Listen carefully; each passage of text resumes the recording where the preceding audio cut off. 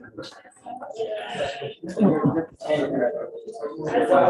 guys, I'm gonna go ahead and get the announcement so that we can start at 3:15. Okay, for those of you who don't know me, I'm Cindy Scott, and I'm on the Science Development Committee. And so let's get started with the announcement first. So the next one is going to be right here, 2 weeks from now, 3:15. What's for dinner? Some crab choose their prey. And that is being done by Emma Stein, who used to be a student here at MJC, and went on, got her bachelor's degree and is working on her graduate degree. And this is part of her research, where she spent, I believe, last year in Wales. So she just came back recently. So we're really excited about hearing what she's been doing. You know, why you crabs choose, you know, we stand in front of the refrigerator and decide this is what I want to eat. Apparently they do something similar. So sounds like it'll be a cool problem. Okay, and then events that are coming up, math, Augusta Area Partners in Science, another teacher series that's usually held once a month on Friday night, but they're doing something a little different this semester.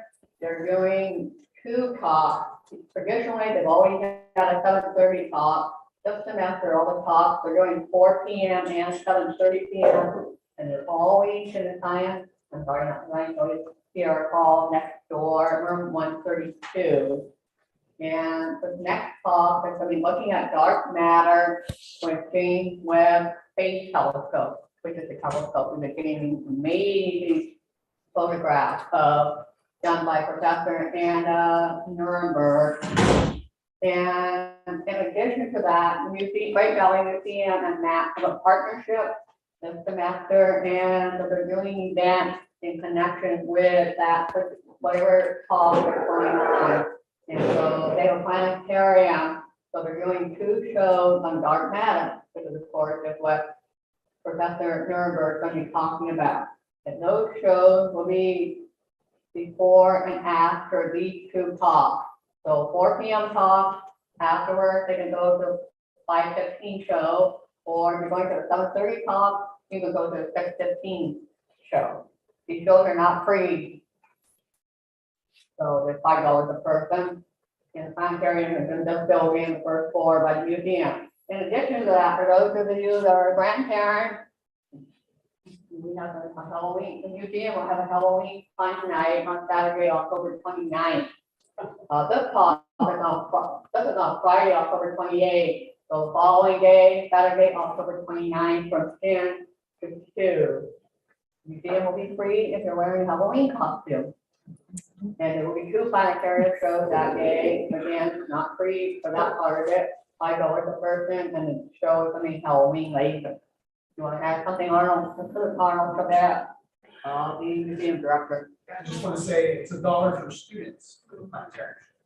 So $5 general, but $1 for students.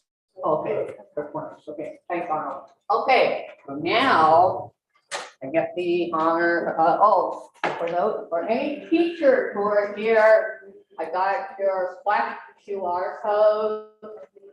So that there, or you can do that after class, after the program.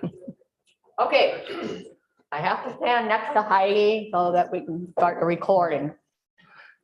Okay, Heidi has taught mathematics for 35 years at MJC. Well, 30 of those were here at MJC.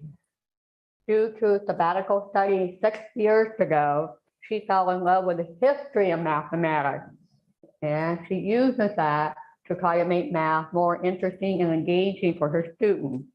She earned her degrees at Santa Claus State, Western Michigan University, and Calvin University. And among her outside interests, outside of teaching, is reading, writing, both fiction and nonfiction, playing the pipe organ, which I think is very cool, photography, and blogging. She was also pleasantly surprised recently at being contacted by a producer for Nova, asking to use photographs from her math history blog. She has a math history blog for an upcoming documentary program on Zero and Affinity, which will air on November 16th. So you might want to mark that on your calendar. And we're looking forward to your talk. So it's all yours, right, Heidi. thank you, Denise.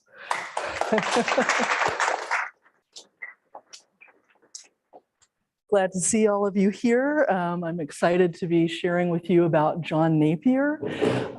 He is nicknamed Marvelous Murchiston, and I'm hoping that by the end of the talk, you will know why he has the nickname Marvelous Murchiston. He lived from 1550 to 1617, and a major goal of his life was to simplify calculations.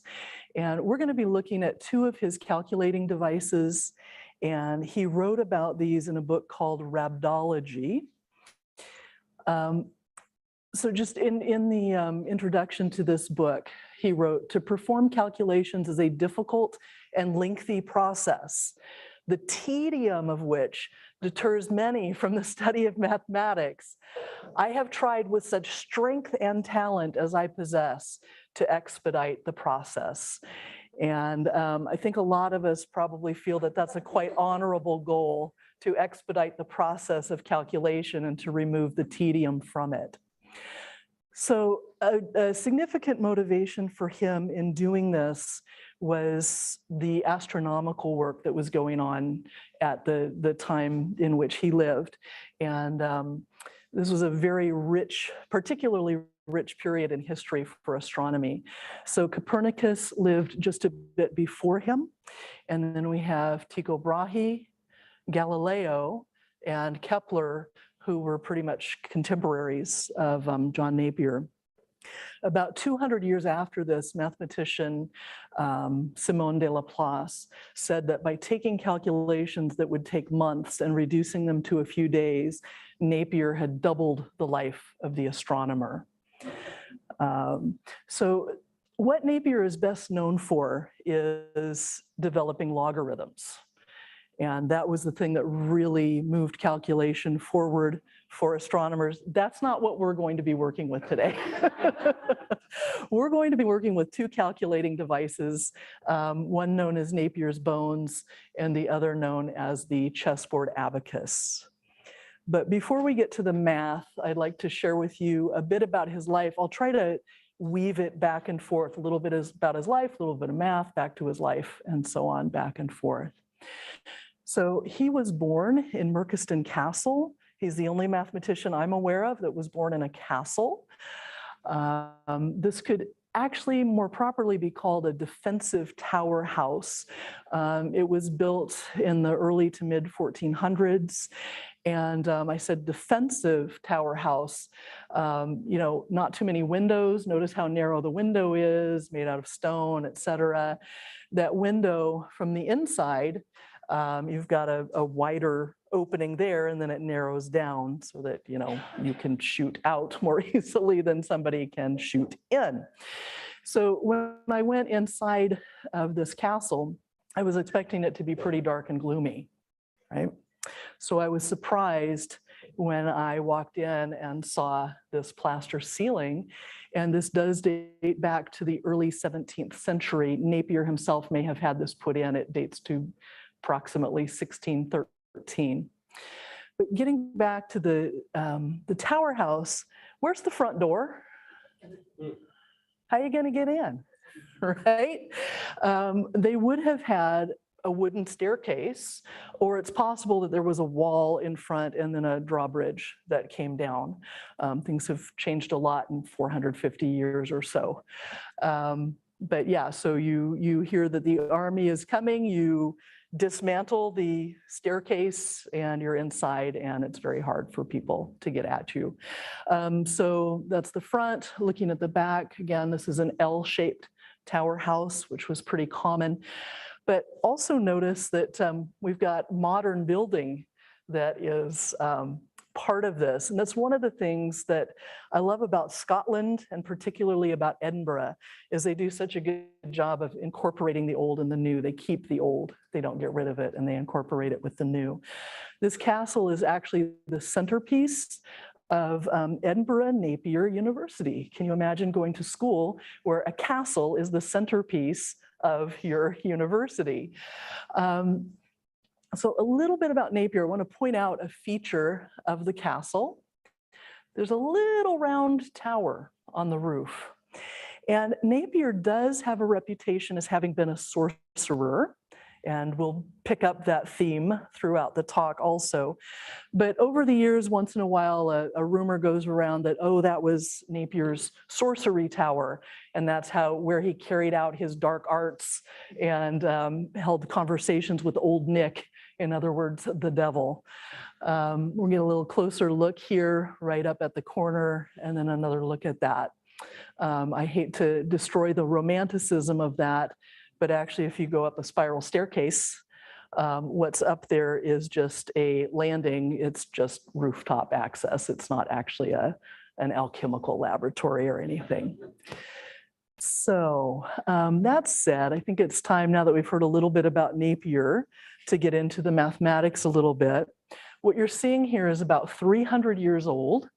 And this is known as Napier's bones or Napier's rods. The reason they're sometimes called Napier's bones is that many early copies were made out of ivory. And so they called them Napier's bones. They were made out of metal, wood, ivory, many different items. So as you came in, you received a packet. Inside the packet, you have these items. And the one that you need right now is the tan envelope, the tan envelope.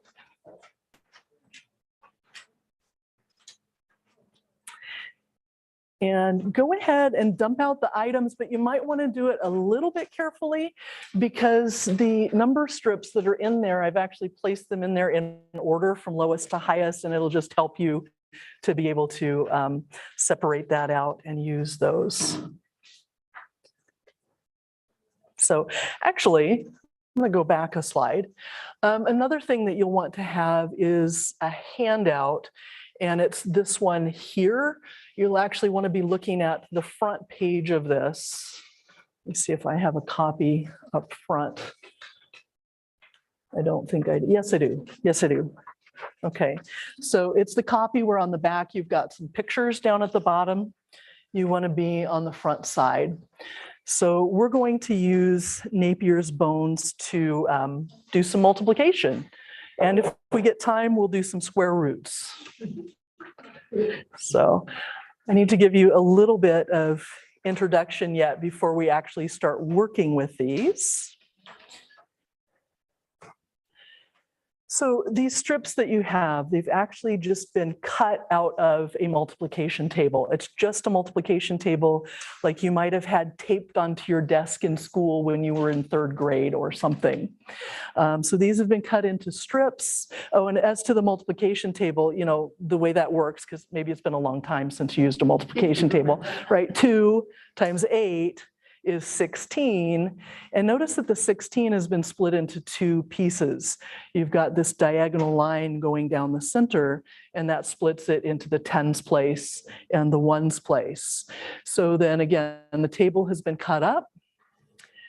Most of the strips that you have this diagonal line down the center, but there's also a strip that just has the digits from 1 through 9, and that's going to be our reference or our index.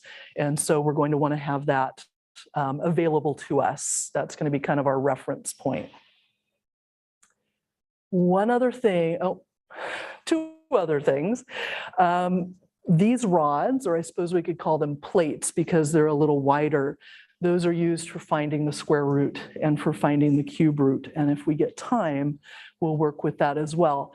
If not, I have spent the last couple days making some videos of these operations. So if we don't get to do square roots and cube roots and you're interested, there's information that I'll leave you with about how to get to my YouTube channel, and you can pursue this further if you'd like. Yes? They have 2 Yeah, that's good. You should have two of each digit. I worked really hard to separate them out and make sure you got two of them. It's because sometimes when we work with numbers, there's two of the same digit in the number, right? So again, we're not quite there yet. We're going to need to do some addition, and we are used to adding by lining things up in columns straight up and down vertically, right? So 273 plus 146, we're going to line up the ones place, we're going to add straight up and down. But on these rods, you have diagonals, and here we're going to need to get used to adding along the diagonals. So when we start working with these, you're going to have some strips that are laid right next to each other. And the diagonals indicate the place value. So in the ones place here, we have an 8. And then in the tens place, we have a 6 and a 1. So we would add those up to get a 7 in the tens place. In the hundreds place, we've got a 1 and a 4, gives us a 5, and then we have a 1 there in the front. So that number that's indicated on that row is 1,578. Going to do one more. This one's going to involve a carry. So here in the ones place, we have a 4. But when we move to that diagonal right here, right, this is the tens place. We're going to add this 5 plus 8, but that gives us something greater than 10. So we're going to need to carry into the next place. So 5 plus 8 is 13. We write the 3, and then we carry the 1. So we're going to get 2 plus 4 is 6, and I heard it. 2 plus 4 is 6, plus the one you carried is 7. And then we have a 4. Are there any questions about that before we move forward? No, okay, all right. So at the top of your handout, you have some multiplication problems. And we're just going to do some of these together. So the first one is 2 times 324. And what we're going to do is get our index. We're going to have our index ready to go. This is going to be what we're multiplying by. I want to do 2 times 324. So I'm going to create a 324 by taking the strips for 3, 2, and 4, and I'm just going to slide those together. I'm just going to push them together right next to this index. Okay. It's a little easier if you're working with an ivory set. They don't kind of slide around on you so much, but we're working with paper. Okay, so if we're going to multiply 2 times 324, what we do is we just look across the row where we have the 2, and maybe if I mask that off for us, it might help. We're focused only on this row. And so 2 times 324, you can read the answer, it's 648. It's just sitting right there at 648. Okay, now that one didn't involve any carries. So the next problem I have for us is 2 times 637. So I'm going to keep my index rod here. I want to keep that there. And then I'm going to create a 637 by grabbing those strips. We'll set them right next to the index strip. And then, we're multiplying by 2 again. So if you want to, you can mask it a little bit so that you can look at that. Once you get used to working with these, you can just focus right along that strip. You don't actually have to cover up everything else. But so our answer here is going to be, actually, this doesn't involve the carry. Yes, it does. Sorry about that. So we're going to have a 4 in the ones place, a 7 in the tens place. I should write this down. Okay, you guys might get there before I do. So we've got a 4. In the tens place here, we have 6 plus 1, which is 7. In the hundreds place, we have 0 plus 2. And in the thousands, we have a 1. So 2 times 637 is 1,274. So that's the thing with this calculating device. You have to get used to reading your numbers kind of diagonally. So questions on that, or are we hanging in there?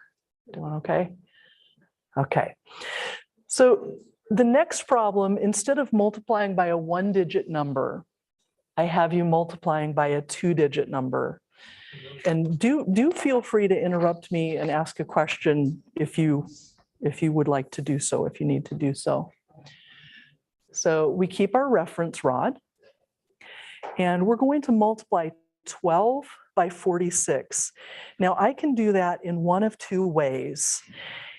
And so maybe don't set this up yet. Maybe don't set it up yet, because I'm going to show you one way and then I'm going to switch to another.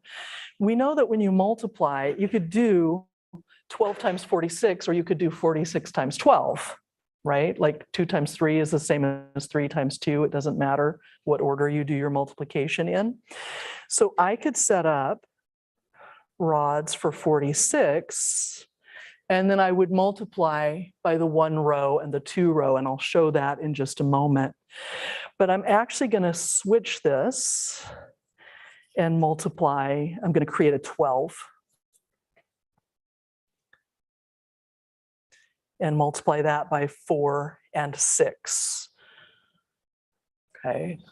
And it doesn't matter. I just wanted to show you that you could set it up in either way. And this time, I think I won't mask it this time.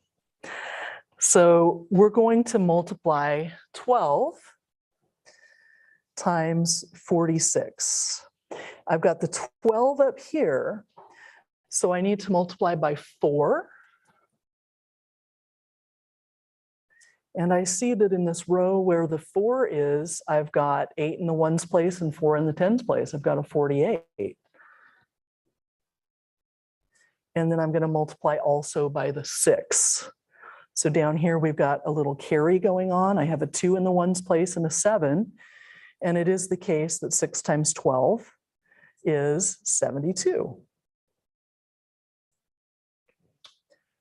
But one thing we have to adjust for, and I've already kind of done it by the way I've written my numbers. Notice how the 48 is pushed over a little bit to the left, and the 72 is a little bit to the right. We have to realize that this 4 isn't actually a 4, it's a 40. So you either just have to adjust like this, or you say, oh, that's actually a 480. And then you go ahead and add it up. And so 12 times 46 is 552. Okay. So I think rather than going to a 3-digit by 3-digit, which would work similarly, we're going to continue to move on and see if there's time at the end to do square roots and other sorts of things like that. Okay, so any questions before I switch back? Okay, yes, Richard. So as a person who is facile with this, faster than just writing them down and then doing it out the way we all learn. Yeah, so the question has to do with the ease of use once you get used to this. And that, yeah, so once you get used to it, it does go pretty quickly. And to support my statement, no less a luminary than Sir Isaac Newton recommended this to other people. He said that it helped calculations go very, very quickly. And he was probably speaking more along the lines of square roots and cube roots, that you could do them so fast. Of course, Sir Isaac Newton, but for the rest of us, it could go quickly as well once we get used to it. You do have to kind of get used to reading along the diagonal. Yeah. I'm remembering that back in my time, when I was in high school and college, I'm sure all these older people too might remember, most of us are science people and math. We use slide rules. And one way to remind you is to keep track of your zeros.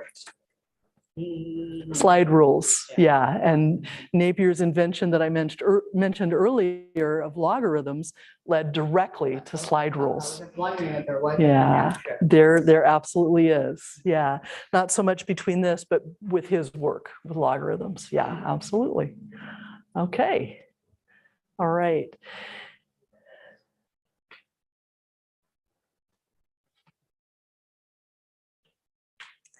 So these were actually in very widespread use. In fact, people knew about it before Napier wrote it up in a book. He just shared it with some people, and it was so widely used that a friend of his encouraged him to write it up so nobody else would be able to take credit for it. And another way I know it was widely used is that every single science museum I go to has Napier's bones in it.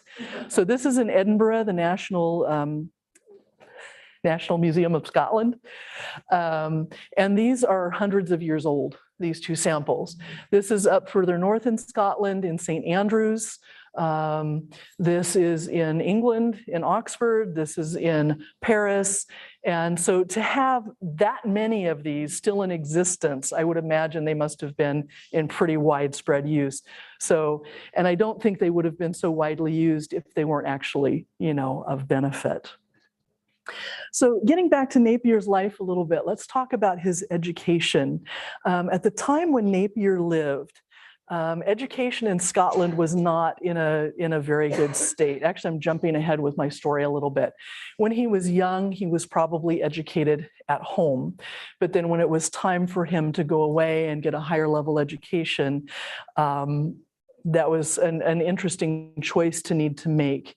And he had an uncle who was the Bishop of Orkney. It was his mom's brother. And his uncle wrote a letter to John's father when John was 10 years old.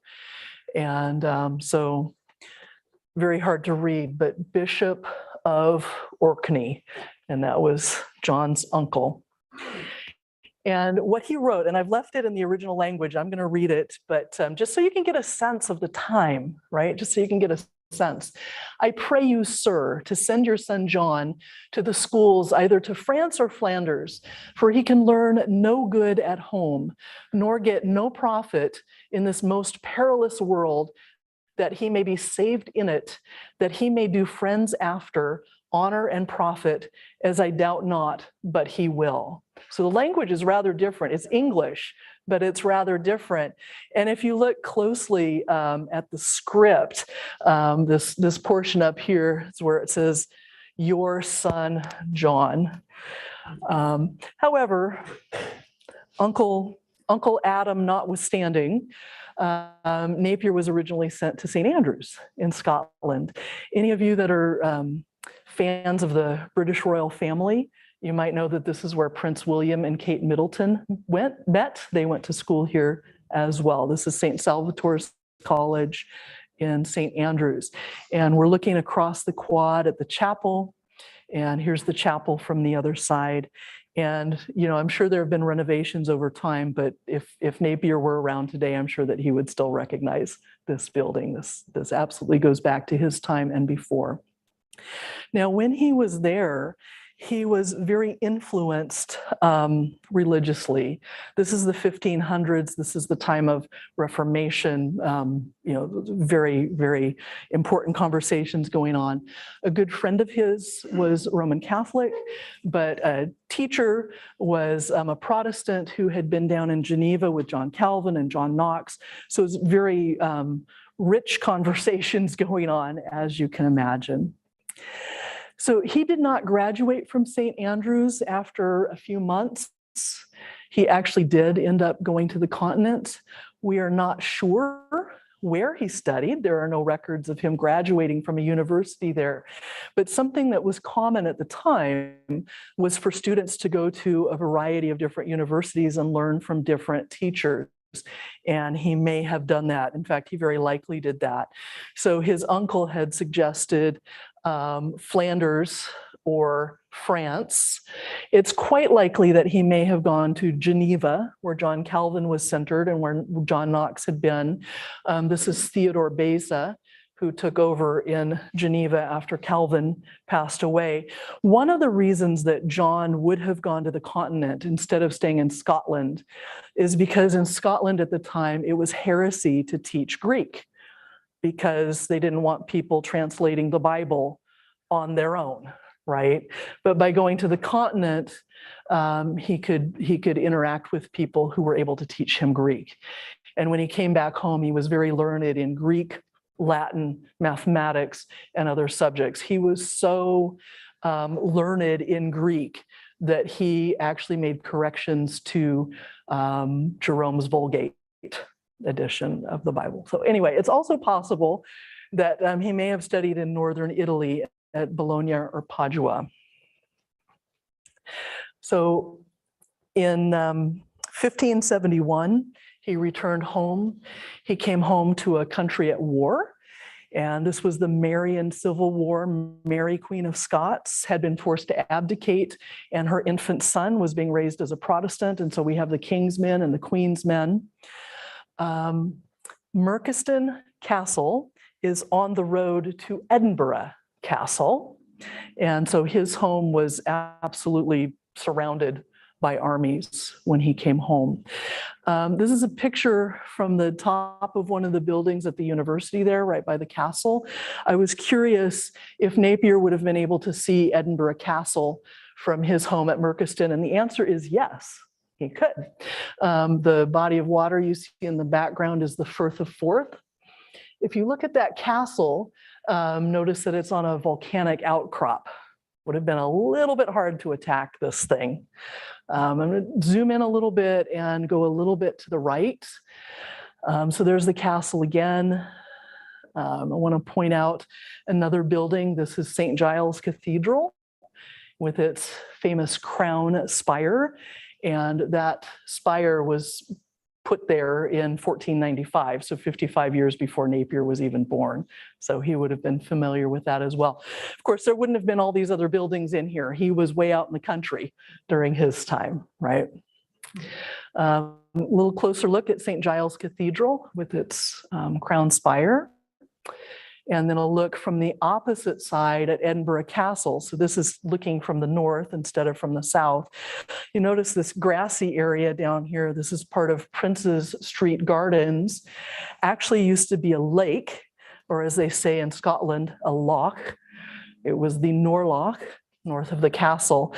So imagine trying to take this castle with your army, get them across the loch, scale the cliffs, get over the, yeah, I don't think that's happening.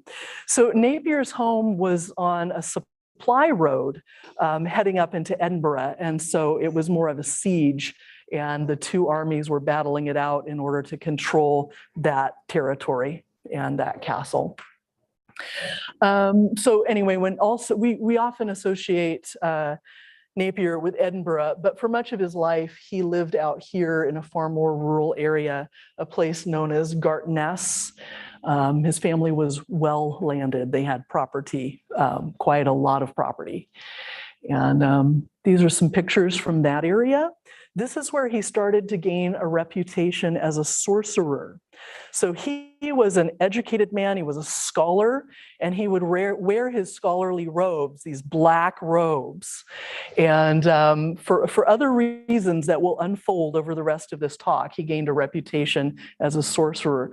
The people around here weren't used to seeing folks walking around looking like that. His castle would have been along the Indrick Water, the river Indrick, the Indrick Water. And there are stories about how there were mills near his home. And so the rushing of the water didn't disturb him. But when the mill wheel would start to go, the clacking would interrupt his thinking.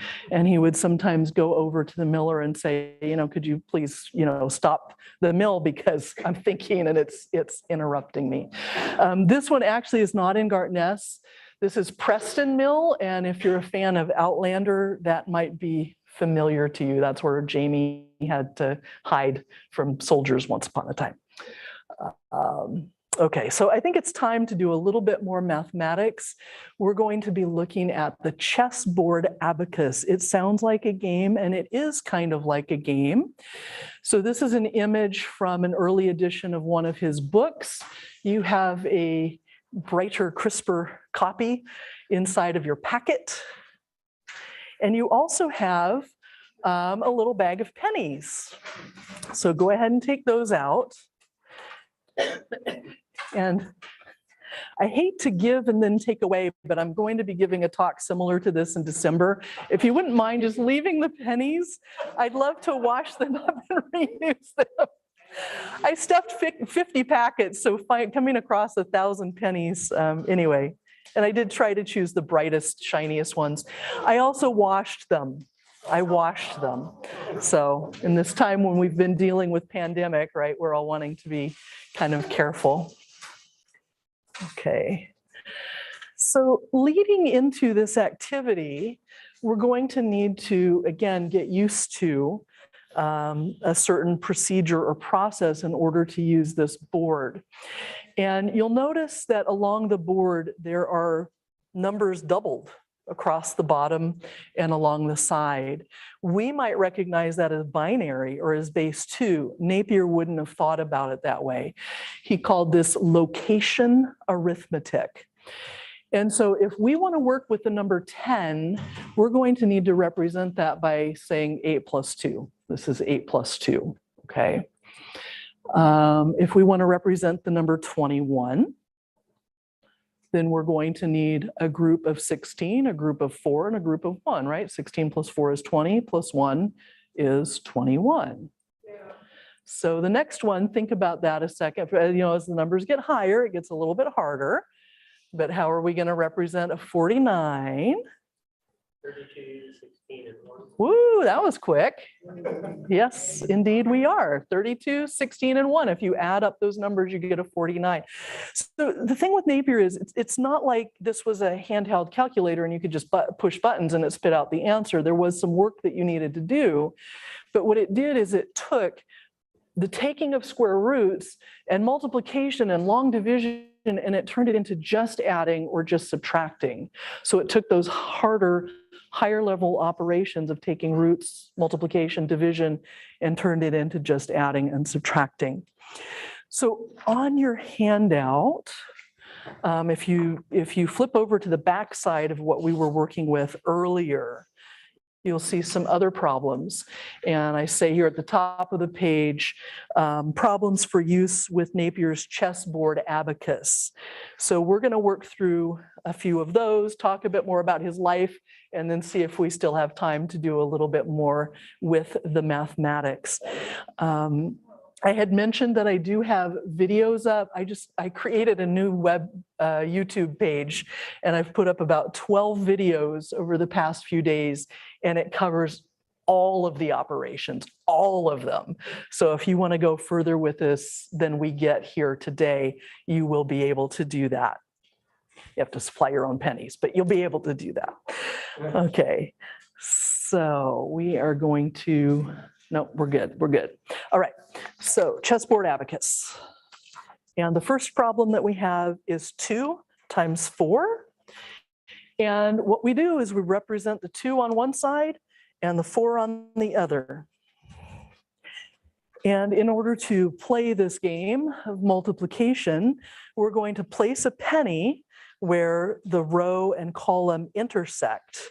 So this penny is here in the center. Is that making sense that it's in the row for 4 and it's in the column for 2? It's right where those would cross each other.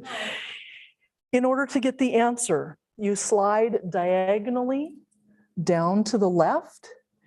And when the penny is sitting in that bottom row, that's your answer. And 2 times 4 is in fact 8. Right? It's magic, right? Talk about, so another thing about why Napier was doing this at the time, it took a very long time for Europeans to shift over from Roman numerals to the number system that we use today. Imagine trying to do multiplication or long division with Roman numerals, okay?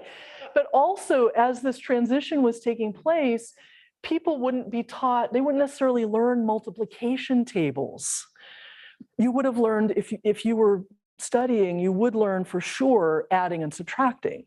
So taking these higher level operations and breaking them down to just addition and subtraction, or just sliding something, is making things quite a lot easier. So the next problem is 6 times 10. That one's a little bit trickier because we need to represent the numbers using more than one counter. And so I'm just going to put, it doesn't matter, this is symmetrical. I could have made a 10 on the bottom, but I'm making the 6 on the bottom. And a 10 is simply 8 plus 2. And these circles off to the side, those are not necessarily a part of Napier's device. I have those just for like reference. So I've made another Napier's abacus for myself, and you'll notice that it doesn't have circles along the side, like you can do it without that. What's happening is actually taking place on the board itself, not off of the board. So we're once again going to fill in the intersections. So in the column with the 2, we need to put a penny next to the 2 and next to the 8. And in the column 4, we're going to put a penny next to the 2 and next to the 8. So again, if you're, it's these rows, I don't know that that's helping, and these columns, and it's where the rows and columns cross. And we are once again just going to slide down to the left, diagonally down to the left. And this time it's not going to be quite as easy to read off the answer, although we, being educated today, we know our multiplication facts and we should be getting an answer of 60, right? Because 6 times 10 is 60. All right, so we're going to go ahead and start sliding these just all the way down to the bottom row, down the diagonal, right down to the bottom. Okay. And so I'm going to read off the answer. I like to group things by tens. So I look at this as 32 plus 8 is 40, 16 plus 4 is 20, and 40 plus 20 gives us the 60, which is what we were looking for. So, when I work with this, I just think, how did Napier come up with this? And he wasn't thinking in terms of binary or base 2, but somehow he came up with this idea of using powers of 2, using doubling, and that we could do these intersections and just do this sliding, and that would work. Sorcery! Sorcery! Another reason why he might have been considered a sorcerer. Okay, so the next example is 6 times 11. So we can kind of keep our setup. We've got 6 times 10. Well, that's easy to turn into 6 times 11. We're going to go ahead and set it up. Okay. So it just gives us one more row. It looks almost the same as what we did last time. But there's going to be a little twist here. There's going to be just a slight twist. One thing that's kind of nice is if your pennies are already in the bottom row, you don't have to slide them any further. They're there. Okay, I'm going to start up here on the top and slide this penny down. It also does not matter where you start with your sliding. Everything is going to end up where it needs to be once it all gets to the bottom. But I have sort of ulterior motives. Okay, so continue sliding, slide this one. Okay, now I just have one more to slide down, but that square is already taken. But here's the thing, that's a 4. If I slide this penny down, I now have 2 pennies in the 4s place. Well, what is 2 groups of 4 equal to? 2 4s is an 8. This is based on doubling. So it's a carry. It's going to be a carry. So 2 4s is an 8. I'm going to put a penny, I'm going to carry a penny over into the 8's place. My hand is probably in the way when I did that, but we had 2 pennies here and I replaced it with 1 penny here. And now I need to do the same thing because isn't 2 groups of 8 equal to 116? So I'm going to take away the 8, the 2 8s, and replace them with 1 group of 16, but there was already a 16 there. So I've got another carry. 2 groups of 16 is a 32. So I'm going to replace these 2 pennies with one space to the left. And isn't 2 32s a 64? Oh my goodness. That was a lot of talking and a lot of steps. But here too, once you get used to it, you can do it really quickly. It's like 2 to the right becomes 1 to the left. Okay. And so, okay, backing up a second, the problem was 6 times 11. What should the answer be? What's 6 times 11? 66, and isn't this 64 plus 2, which is in fact 66, okay? You can use this thing to do division, you can take square roots, you can add and subtract, you can multiply, as we have just seen. So let's see. You know what? The next one is 11 times 10. How about you guys give that a try? Try that on your own, 11 times 10. So just the next one on the handout. just the next problem on your handout, 11 times 10. I want to give you guys a chance to try that.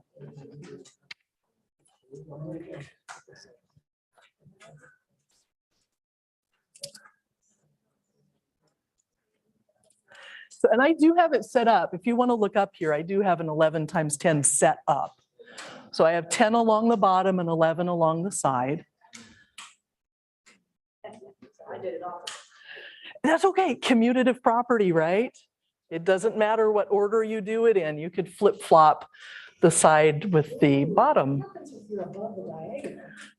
Are you gonna do one like that? Above a diagonal, oh, like, When you go like slide down, you're now not. on you're gonna get, the chessboard. okay, That would be 100. yeah. If you slide away, if you slide too far over, what that means is your number is too large to be represented on this particular board. So you would enlarge your board. If you want to work with bigger numbers, you just make more rows and more columns and you keep going. Good question. You just keep going. You just keep going. So, I brought my larger board anticipating that question. I have my larger board right here with me. Okay. All right. Yeah. Got a ringer in the audience here.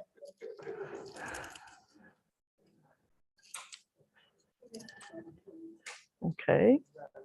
So I'm kind of pacing myself, but I am showing the work. So first I set it up and then I filled in the rows and columns. Again, it doesn't matter where you start sliding from. So I can start up here at the top or I can slide down here. You just need to make sure that everything gets down to the bottom. So one more time, we're going to have a carry. It's not going to carry so much. I end up with 2 in the 16s place. 2 16s is one group of 32. And so we're hoping this adds up to the right thing. So we have 96 plus 4 gets us to 100, plus 8 plus 2, that gives us 110. And last time I checked, 11 times 10 is 110. So, all right. So for now, we're going to go back to his life again. Get this switched over. So I mentioned that any science museum that you go to, or not any, I can't speak for every science museum in the entire world, but most science museums that I've been to do have a display of Napier's bones. But another thing that often shows up in any Napier display is a black rooster. And this is actually at Merchiston Castle, his former home. And then this is at the National Museum of Scotland. So why have a black rooster? This is a display about mathematical calculation objects. Well, this is another part of his reputation as being a sorcerer. He used to walk around not only in his black robes, but carrying a black rooster. And people thought that this rooster was his familiar spirit, in other words, kind of a demon in animal form that would speak to him. And he, I believe, sort of encouraged that thought. But that's kind of unusual. I mentioned earlier that he was, one of the reasons he may have gone to the continent was because of his faith and wanting to learn Greek and wanting to translate the Bible. And in the Bible, it says you're not supposed to do witchcraft. Also, this was a particularly dangerous time to be engaged in sorcery. This is King James VI of Scotland, who became King James I of England. And he was actually so adamant about hunting and executing witches and warlocks that he actually wrote a book called Demonology, which would tell people how to hunt witches down and kill them. So not a real great reputation to have. Also, again, this is another picture at St. Andrews. In his time here, he was really influenced in his religious faith. So would someone that had a deep Christian faith have been practicing sorcery? Well, at the beginning of the talk, I said a major goal of Napier's life was to develop simpler calculating devices. The only goal that superseded that was writing theology.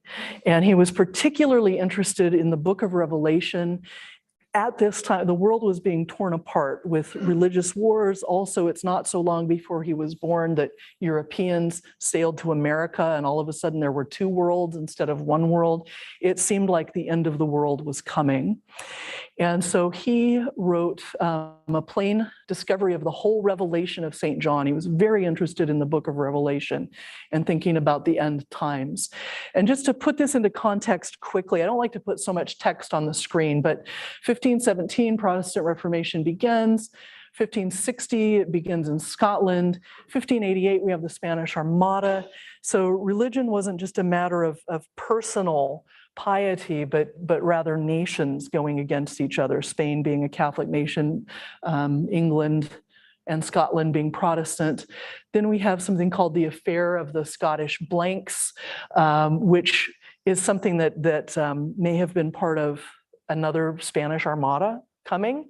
And so Napier was very concerned about the defense of his country, and part of defending his country was writing about the book of Revelation and kind of comparing Protestantism and Roman Catholicism. And I'll let you look into that further if you'd like to. But so in 1593, 5 years after the Spanish Armada, he publishes this. So what we're looking at right now is kind of this tug of war between the fact that he was a man of faith, but also he had this reputation of being a sorcerer. I do want to take a little sidestep and talk about something else that he did as well, because he was particularly concerned for the defense of his country.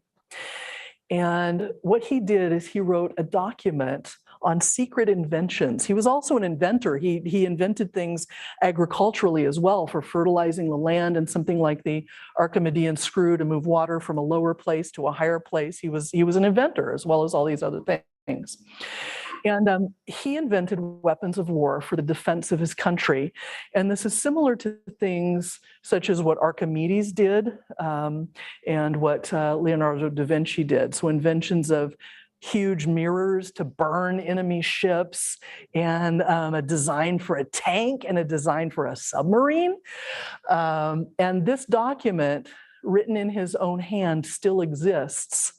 Part of why it still exists is because it ended up at Lambeth Palace Library in the collection of Adam, why is this? Well, let's see, Bacon, the brother of Francis Bacon.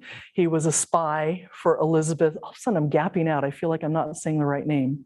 Anthony Bacon.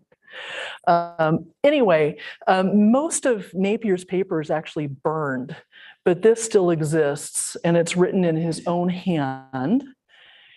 And I know it's really hard to read, but we've got Anno Domini 1596, the year of our Lord, 1596, secret inventions. And then he goes on to detail ideas for tanks, submarines, burning mirrors, and all these sorts of things. So I just thought that was a fun fact. I wanted to throw a little fun fact in there. So back to his faith life, he was an elder in his church. This is St. Cuthbert's. The building has changed since his time, but there's been a church here since at least the 700s AD. And he was an elder in this church. Not only was he an elder, but he was a delegate to the General Assembly of the Kirk of Scotland. So he was quite a prominent member in the leadership of his church. So I want to just continue talking about this issue of a life of faith and this reputation of being a sorcerer. So here's the portrait that I started out with. I'd like to draw your attention to the family shield and the motto. There's a little banner below it, and it's very hard to see. What's written on that banner is In Prudentia et Simplicitate. In English, that is in prudence and simplicity. And even harder to see is that below this banner, to the left and to the right, there is a serpent and a dove. There is a serpent and a dove. You can't see them, so I put some up there for you. And knowing the Bible as well as he did, I'm certain that the reason there's a serpent and a dove is Matthew 10:16. Behold, I send you forth as sheep among wolves. Be ye therefore wise as serpents and innocent as doves. So I would maybe translate even a little further. Maybe I'm taking some liberty here, but in prudence and simplicity, or perhaps in wisdom and in innocence. Maybe it's kind of wise to have a reputation amongst your neighbors of sorceress powers. Keep them a little scared of you, a little cooperative, but also, you know, let's not get executed. Let's actually be innocent, right? So getting back to these stories of sorcery, one of the stories is that he had this black rooster that was his familiar spirit, and the people around him believed that. And at one point, he realized that some of his property was missing, and he believed that one of his servants was stealing from him. And so he gathered all of his servants together, and he put this rooster in a room, and he said, everybody needs to go in and pet the rooster. And when the thief pets the rooster is going to crow. And so he was able to find out who the thief was. And I'll go ahead and tell you how he did it. It wasn't sorcery. He covered the rooster in black coal soot. And because he had such a reputation of being a sorcerer, the person who was a thief was afraid to pet the rooster because they really believed it would crow and give him away. So the person who came out of the room with clean hands was the thief. Okay. Another story has to do with his neighbor, Lord Rosslyn, whose pigeons kept getting into Napier's fields and eating all of his grain. People used to keep pigeons for food. And so Napier said, if they don't stay out of my fields, I'm going to take them. They're going to be mine. And Rosslyn laughed and said, well, good luck with that. Well, the next day, the pigeons were in the field, and Napier's servants were out there picking them up and putting them in a bag. And Napier put the doves or the pigeons into his own dovecote and kept them. Well, sorcery? Actually, what he did is he soaked peas in alcohol, then he spread them over the field. The birds ate the alcohol-laced peas, got drunk, couldn't fly, and so the servants went out and picked them up, and Napier kept them. So to change a phrase a little bit, I would say that sufficiently advanced cleverness is indistinguishable from magic. So he did, as I said, he kind of nurtured this reputation of being a sorcerer, but it was a dangerous thing to do. On the other hand, I mean, this is not just legend. There is a facsimile of a contract that he entered into with a guy by the name of Sir Robert Logan to go and search for treasure at Logan's castle. And Napier says that he will search and seek out by all craft and engine. In other words, he was going to use his magic to go look for this treasure. And this was at a place called Fast Castle. It's very remote. There are the ruins out there by the North Sea. And I'll just show you a few pictures of this. Like, can you imagine? It doesn't even look like a place where a castle could be on. This is the, why can't I think of the word for it all of a sudden? Well, yeah, what do you lower down from the castle? Drawbridge, but it's been cemented over so that it's safe and you can walk over and get it. But it's really, really hard because these rocks are really steep, but I need to keep going so I don't run out of time. So here it is from the side, and a little closer look, you can see kind of the base of the walls there. Can you imagine building that thing? So there is a long history of stories about treasure here.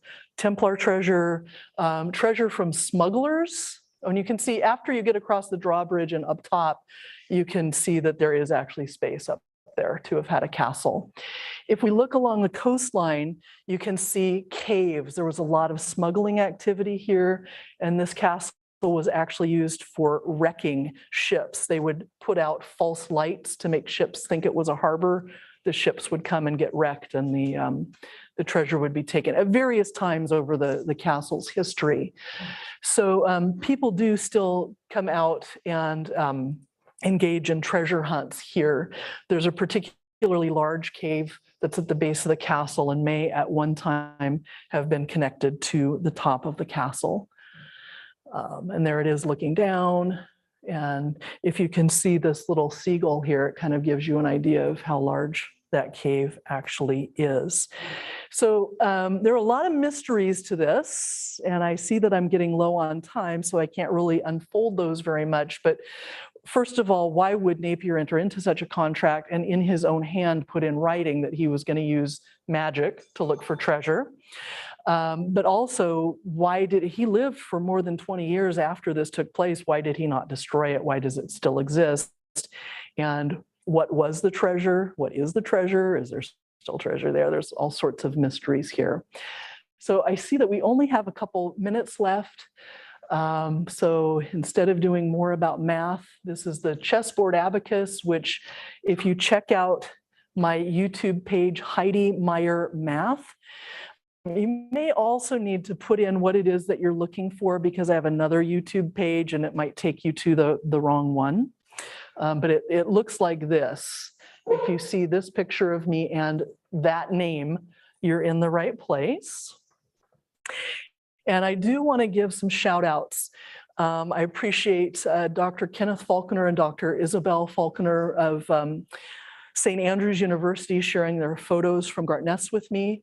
I appreciate Lambeth Palace Library and National Library of Scotland for letting me do some reading in their archives and take pictures and share pictures. Also for accommodations and transportation in Scotland, Toby Williams, and also to Edinburgh and Napier University for allowing me access to Merchiston Tower. It's not actually open to the public, and I got to have a tour and look in every nook and cranny in that place. It was really amazing.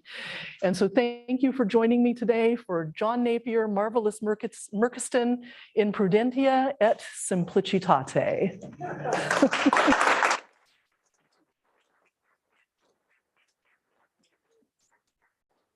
If you want to leave now, you can go ahead. If you want to stay and ask questions, you can do that. Yep, happy to answer questions. So, yeah.